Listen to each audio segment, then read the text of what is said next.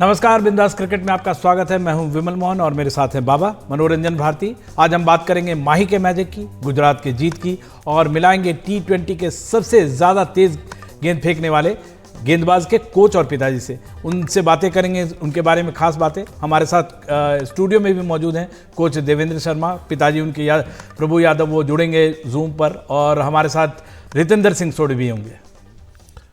सच में हम इस और सबसे पहले बात कर लेते हैं। गुजरात ने हैदराबाद को 7 विकेट से हरा करके टूर्नामेंट में अपने 3 मैचों में दूसरी जीत हासिल की है। हैदराबाद की टीम ने 162 रन बनाए, जिसे कि जल्दी ही जो है वो गुजरात टाइटंस ने 19.1 ओवर में हासिल कर लिया। हैदराबाद की ओर से एक बार फिर अभिषेक शर्मा, अब्दुल समद ने सबसे ज़्यादा 29 रन बनाए। गुजरात की तरफ से मोहित शर्मा ने सबसे ज़्यादा 3 विकेट लिए और इस टूर्नामेंट में अपने नाम 6 विकेट कर लिए। गुजरात के लिए शुभमन गिल ने 36, साई सुदर्शन ने 45 और डेविड मिलर ने नाबाद 44 रन बनाए। उसके बाद दूसरा मैच जो था दिल्ली बनाम चेन्नई का था, यानी गुरु और शिष्य दोनों के बीच का मुकाबला था, जिसे कि दिल तो गुरु ने जीता लेकिन मैच जो है शिष्य जीत कर ले गया। जी हाँ, मैं बात कर रहा हूं महेंद्र सिंह धोनी और ऋषभ पंत। बिल्कुल फुल पैसा वसूल मैच था और धोनी फिर से 18 साल वाले फॉर्म में देखे, सबसे ज़्यादा छक्के, आखिरी ओवर में 20 रन, और क्या नहीं, माही का मैजिक जो है कंप्लीटली चला। 232 के स्ट्राइक रेट से 4 चौके और 3 छक्के लगाकर नाबाद 37 रन बनाए।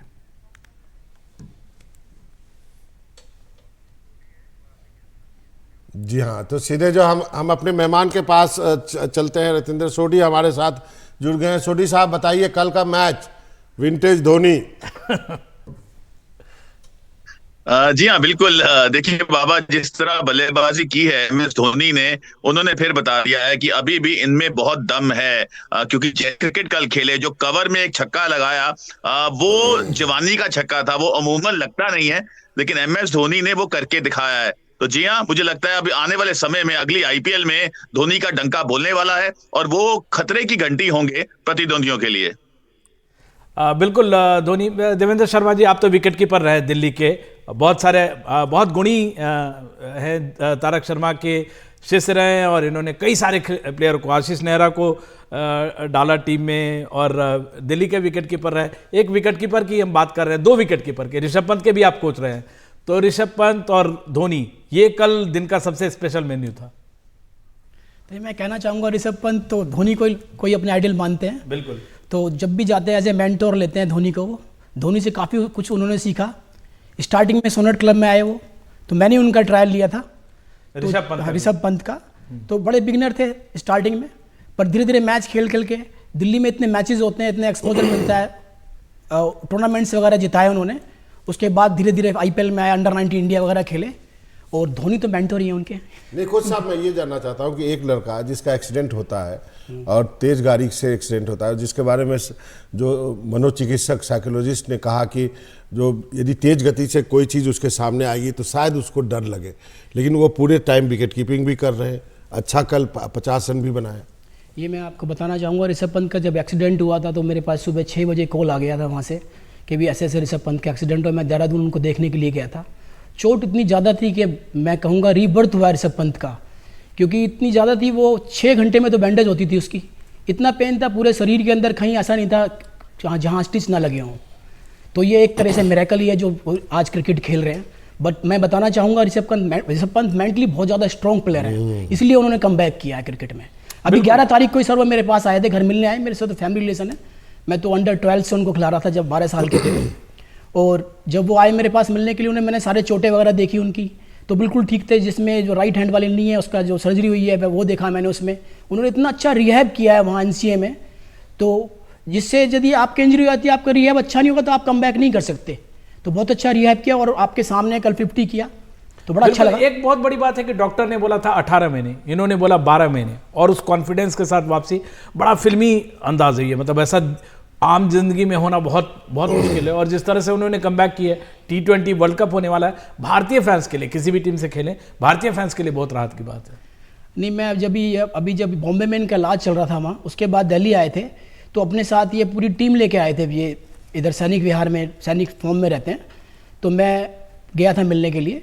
तो जब भी मैं 4 घंटे रहा तो 4 घंटे अपनी एक्सरसाइज ही करते रहे साथ साथ। और रिहैब में यदि आप अच्छा नहीं करेंगे तो नहीं कर सकते। मेंटली इतना स्ट्रांग है इसलिए कमबैक हुआ उसका, और रिजल्ट आपके सामने है देखो। और यदि ऋषभ पंत खेलते हैं, आप सबको मालूम है मैच विनर है। कोच साहब, पंत और धोनी की बात तो एंडलेस है, हम कभी खत्म नहीं की। एक जो नया जो इस टूर्नामेंट का सबसे बड़ा सेंसेशन है, जिसको आपने तलाशा इनफैक्ट कोच तारक सिन्हा के साथ, वो कहानी हमें बताई। मयंक यादव 155 से ज्यादा स्पीड से ब्रेट ली तारीफ कर रहे हैं और दुनिया भर के तमाम शॉन टेट तारीफ कर रहे हैं उनकी। तो सर ये मैं बताना चाहूँगा, आज से 6-7 साल पहले अपने फादर के साथ आए थे मयंक यादव। तो मैंने इनका ट्रायल लिया, तो जैसे बहुत वीक थे, जैसे बच्चा होता है, तो जब मैंने ट्रायल इतना क्विक बॉल फेंका ना, ये इनबोर्न एबिलिटी है इनके अंदर के, बहुत ऑफ द विकेट क्विक है ये। तो मैंने अपने सर को दिखाया, सारिक सिन्हा जी मेरे भी सर हैं, वो उन्हीं से सीखा हमने जो सब कुछ सीखा है। तो हमने इसको एज ग्रुप टूर्नामेंट से वगैरह वहाँ से जर्नी स्टार्ट होती है, इसको खिलाना स्टार्ट किया। इसके बाद स्पाइक्स नहीं थे तो स्पाइक्स प्रोवाइड कराया गया इसको। तो फिर अंडर 16 खेला, जो टूर्नामेंट्स होते हैं, फिर अंडर 19 दिल्ली से के लिए खिलाए। उसके बाद फिर इसके रांची के ट्रायल्स पे भेजा हमने इसको। तो वहाँ इन्होंने नेट पे बहुत ही ज़्यादा इंप्रेस किया सेलेक्टर्स वगैरह को। और फिर दिल्ली टीम के लिए देवधर में भी फेंक चुके 155। सर मैं ये बताना चाहूँगा, इसमें ऐड करना चाहूँगा, दिल्ली की तरफ से पहला रणजी मैच में इन्होंने दिल्ली को जिताया हरियाणा के अगेंस्ट। फर्स्ट गेम में बड़ा मुश्किल होता है अपने आप को टीम को जिताना, जबकि प्रेशर होता है आपको कि भी आपने अच्छा लड़का क्या सोचता है, क्या मेंटलिटी है? मैंने पढ़ा कि सर्विसेज के तरफ से ऑफर था, बोला नहीं वो नहीं खेलूंगा, मैं क्रिकेट ही खेलना है, सब कुछ करना है, किसी चीज़ हर चीज़ को मना कर देता था। ये मैं बताना चाहूँ, हमारे यहाँ ना पहले यशपाल सिंह थे ना, रितिंदर सोडी जी जानते होंगे उसको। यशपाल सिंह बहुत अच्छे क्रिकेटर थे, दिल्ली से अंडर 19 खेले वो। तो जब दिल्ली से 19 में रन नहीं बने तो उनको हमने सर्विसेज भेज दिया खेलने के लिए। उन्होंने 100 मैच खेले हैं, IPL भी खेला है। यशपाल सिंह बहुत बड़ा नाम है डोमेस्टिक क्रिकेट में। तो वो वहाँ जॉब करते हैं नेवी में। तो उन्होंने मुझे बताया भी ऐसे कोई अच्छा लड़का है तो बताओ। तो हमने इसको बताया लड़का बहुत अच्छा करता है, क्योंकि वहाँ सर क्राइटेरिया होता है कि यदि आप स्टेट खेलें तो भी आपको जॉब मिलेगी। और एक एज है 19 से 21 के बीच में जॉब देते हैं वो यंगस्टर्स को। तो इसके फादर को बताया तो उन्होंने पता नहीं सर अभी हम दिल्ली में खेलेंगे। तो हमने फिर दिल्ली में कंटिन्यू कराया। देवेंद्र शर्मा जी, अभी ना बहुत सारे मतलब मैं जानबूझ के जोड़ रहा हूँ, बिहार कनेक्शन है सबका। इसका घर बिहार में, सुपौल में इसके फादर का, ठीक है। आकाशदीप बिहार के, वो भी खेल रहे, बेशक बंगाल से खेल रहे हैं। मुकेश कुमार है, 3 पेसर। बिहार जो है पेसर्स का पावर हाउस बन गया है। ये जो लड़का है जो आया है, इसकी क्या खासियत है? जैसे स्ट्रोक बॉल क्या है, सीम पे बॉलिंग करता है, ये क्या आप इसको कैसे एवेल्युएट? मैं बताऊंगा सर, इसकी जो स्ट्रेंथ है वो फास्ट बॉलिंग है। जो मैच से पहले इससे जो भी प्रैक्टिस में क्लब में बात होती थी हमारी, ये थे आपकी स्ट्रेंथ क्या है। ये प्लेयर को पता होना बहुत जरूरी है कि मेरी स्ट्रेंथ क्या है। तो इसकी जो स्ट्रेंथ है वो फास्ट बॉलिंग। तो ये ऑफ द विकेट बहुत क्विक है। जैसे आपने लोगों ने मैच देखा है तो आपको लगा होगा कि इतना तेज कैसे फेंक रहा है लड़का। बड़ा सरप्राइज लगा सबको भी, इतना क्विक कैसे फेंक रहा है। इंडिया में तो इतना तेज बॉलर कोई फेंकता ही नहीं। 155.8 बॉल किया है इसने। सर ये इनबोर्न एबिलिटी है इसकी। बाकी इसके एक्शन के ऊपर काम किया है इसने। और बॉलर्स बैट्समैन को ना रूम नहीं देता, जो हमारी बात है कि जो इतने वर्ल्ड क्लास प्लेयर्स खेल रहे हैं IPL में, यदि उनको खेलना है, मान लो आप जोनी बेस्टो वर्ल्ड में सबसे अच्छे कट एंड पुल मारते हैं वो, तो हमारी जो बात हुई तो उसमें ये होता है उसको रूम नहीं देना, बॉडी के अंदर बॉल फेंकना है। तो आप सीम पोजीशन दिखा रहे हैं, सीम पोजीशन पे भी पोजीशन सर इसके सीम पोजीशन पे भी बात करेंगे। सीधा रहता है बिल्कुल रिस्ट पोजीशन में सर, मोहम्मद शमी के जैसा। हम उनके पिताजी जुड़े हैं, प्रभु यादव जी। प्रभु यादव जी, आपका बेहद स्वागत है NDTV इंडिया पे बातचीत करने के लिए। सबसे बड़ी बात जो हमने सुना है इनके बारे में, ये आप खुद भी क्रिकेट खेलते थे और आप चाहते थे कर्टली एम्ब्रोस जैसा बने, जो आपकी कहानी हमने सुनी है। नहीं, वो हमारे क्रिकेट नहीं खेलता था। नमस्कार आप सबको। हेलो आप सबको नमस्कार। मैं क्रिकेट नहीं खेलता था, मेरे को शौक बहुत था। मैं बड़े मैच देखता था, कोई भी मैच छोड़ता नहीं था पहले, बचपन से ही। जब वो होश संभाला, बचपन से ही काम करा मैंने, तो मेरे को तो यानी जब मेरे को सब पसंद थे, बहुत फास्ट बॉलर ज्यादा पसंद थे। तो उसी हिसाब से जब बच्चा हुआ तो भाई 6-7 साल का, तो उसके ऊपर फिर हर बाप का उम्मीद होता है। कटली एम्ब्रोस की क्या कहानी है सर? कटली एम्ब्रोस वाली क्या आपने बताई थी कि सर तोड़ने वाला बॉलर चाहिए? क्या था, कटनी से एम्ब्रोस था, एक वॉल्स भी था ना। हाँ, कॉटनी वॉल्स भी था, वेलकम मार्शल। हाँ, ये सब बड़े प्लेयर थे और अच्छे बॉल डालते थे। फिर मैं तो आपने कैसे मोटिवेट जी जी जी जी खत्म करें। मैं क्राफ भी हो गए, शॉन पोलक हो गए, ब्रेटली आए, फिर अपने जवाहर कलाम श्रीनाथ थे, ये सब अजीत आगरकर वगैरह आए। तो ये सब को देखते थे, फिर बच्चा हुआ बड़ा तो भाई एकेडमी में डाला, उस हिसाब से बस काम करते हैं। मगर इसकी स्ट्रेंथ ना, जब इसको डाला उसी टाइम से इसकी ऐसा ही स्ट्रेंथ है, ऐसे ही दिखता था भाई पतला दुला। जब बॉल डालता था ना तो बस क्लास था वो उस टाइम से। तो फिर मैं उसके तो ये हीरा, एक मिनट, तो ये हीरा इतने समय तक छुपा कैसे रहा? मतलब एक आईपीएल में एक मैच में पता चला, इसको तो इंडिया खेलना चाहिए। नहीं, वो समय जब तक आपका आएगा नहीं तब तक आप नहीं खेल सकते। आप मेहनत कर सकते हो, आपका ईश्वर साथ देता है। जब आपका समय आएगा तभी आप एंट्री करेंगे। बिल्कुल। अजीत अगरकर की इन पे, देवेंद्र शर्मा जी आपकी अजीत अगरकर से बातचीत हुई, टीम चीफ सेलेक्टर, उन पे इसकी नज़र उन पे भी थी। मैं आपको बताना चाहूँगा सर, अभी पीछे जब ये रिहैब में था तो जो दिल्ली के लिए रणजी ट्रॉफी खेल रहा था, तो जो ये वनडे होते हैं दिल्ली के लिए, उसमें बड़ी अच्छी बॉलिंग कर रहा था। उससे पहले T20 में बड़ी अच्छी बॉलिंग की मयंक ने। तो लास्ट मैच में इसका एक्चुअली हैमस्ट्रिंग पुल हो गया, उसकी वजह से रिहैब के लिए गया। मैं भी चाहता था, प्रभु जी भी चाहते थे रणजी ट्रॉफी में रिप्रेजेंट करे। मेरे से मिले थे, मेरी बात हुई थी प्रभु जी से, ग्राउंड में आते रहते हैं, प्रभु जी से बात होती रहती है। तो हम चाहते थे ये खेले, बट बॉडी अलाउ नहीं कर रही थी एक्चुअली। तो परफॉर्मेंस इतनी अच्छी थी, देवधर ट्रॉफी में बड़ी अच्छी बॉल डाली और 155 बॉल डाला देवधर में, 12 विकेट ली इसने, बहुत अच्छी बॉल की। मैंने आशीष नेहरा को इस बारे में बताया कि बहुत अच्छा बॉलर है, क्योंकि आशीष नेहरा क्लब से जुड़ा है, तो मैंने बताया अच्छा बॉलर है और आगे कंट्री के लिए खेलेगा ये। बट इंजरी की वजह से फिर मेरे पास मैसेज आया कि अजीत अगरकर सर्च करें इंडियन टीम, टेस्ट टीम के लिए भी। मोहम्मद शमी इंजर्ड हो गए थे, तो वो इसको अप्रोच करे, तो मेरे पास मैसेज आया था। मैंने मयंक से बात की, मयंक ऐसा है कि वो ढूंढ रहे, एक बार आप बात कर लो अजीत से, क्योंकि बॉम्बे में रिहैब चल रहा था। तो इन्होंने अजीत से बात की मयंक ने, तो उसने बताया कि मैं आपका मैच देखना चाहता हूँ रणजी में। तो मयंक ने बताया कि अभी मैं खेल नहीं पाऊंगा सर, क्योंकि बिकॉज ऑफ माई इंजरी। तो ये वाली बात सर रहेगी। उसके बाद आकाशदीप आया सर। मैं ये नहीं कहता सर, देखो हर बंदे का अपना टाइम है, जैसे कि अपना टाइम है, टाइम से वक्त से पहले कुछ चीज़ नहीं मिलेगा। इन बिटवीन आपको हार्डवर्क करना पड़ेगा खेलने के लिए। तो फिर अब जब देखा, अब पूरी इंडिया, पूरा वर्ल्ड ने देखा जो बॉलिंग की। मैं तो 4-5 साल से कह रहा हूँ कि मयंक बहुत अच्छा बॉल फेंक रहा है। इवन आशीष नेहरा क्लब का प्लेयर है, उसने भी देखा, सबने अप्रिशिएट किया। और LSG से इसको गुजरात ने मांगा कि इसको रिलीव कर दो, हम अपनी टीम में लेते हैं। इवन मैंने अभी आपको शुरू में बताया कि मेरी सबसे बात हुई थी, घर आया था मेरे पास, तो उसने ही बताया सर हमारी टीम ने अप्रोच किया, बट LSG ने रिलीव नहीं किया। और मैं थैंक कहना चाहूंगा लैंगर को, उन्होंने उसकी बॉलिंग देखी और उसको मैच खिलाया। I am very thankful. Sir एक हम ब्रेक लेंगे, लेकिन उससे पहले मुझे ये बताइए, केवल स्पीड नहीं है इसके पास, वैरायटी बहुत है। जैसे शिखर धवन ने बोला कि मैं स्पीड को, इसने भाप लिया कि स्पीड आएगी तो यूज करेगा, तो इसने यॉर्कर डाल दी। कितना वैरायटी है इसके पास, किस तरह का बॉल होता है कि यदि आप स्पीड है तो आप सोचते हैं शॉर्ट बॉल ही आएगा, उसके लिए तैयार आता है यॉर्कर। तो मैं इसमें ये बात को बताना चाहूंगा, क्योंकि फर्स्ट गेम खेल रहा था, थोड़ा प्रेशर इसके ऊपर भी था, क्योंकि पहले ओवर में 2 चौके लग गए थे। मैंने सारा मैच देखा इसका, एक बॉल टू बॉल देखा। तो क्या हुआ, जब शिखर ने इसको चौके वाला कर दिया, 2 चौके लग गए, तो थोड़ा प्रेशर में आ गया। उसके बाद जबरदस्त कमबैक किया इसने।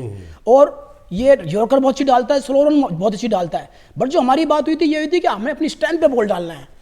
वो आने वाले मैच बताएंगे कि और कितनी अच्छी बॉल होती है। बहुत वैरायटीज है इसके पास। लेते हैं ब्रेक, और इसके बाद और इसकी और भी वैरायटीज पे बातचीत करेंगे। मयंक एक नायाब हीरा है, हम उनके पिताजी और उनके कोच हमारे साथ हैं NDTV के साथ, और उनके बारे में और भी बातें करते हैं। लेते एक छोटा सा ब्रेक के बाद फौरन हाजिर होते हैं।